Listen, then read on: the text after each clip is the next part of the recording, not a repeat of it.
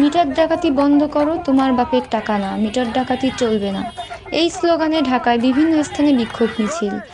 তরুণ স্বপ্ন ফাউন্ডেশনের ডাকে সাধারণ শিক্ষার্থী ও স্বেচ্ছাসেবীরা এই আন্দোলনে অংশগ্রহণ করেন। ডিজিটাল প্রিপেইড মিটার বন্ধ অথবা তা সংশোধনের দাবি জানায় তারা। তারা আরও জানান, আমাদের সংগ্রাম চলবে। এই হয়রানি থেকে মুক্তি পেতে রাজপথ ছাড়া কোনো বিকল্প নেই। বাংলাদেশের সকল ছাত্র জনতাকে এই সংগ্রামের সাথে যুক্ত হতে আহ্বান জানান তারা।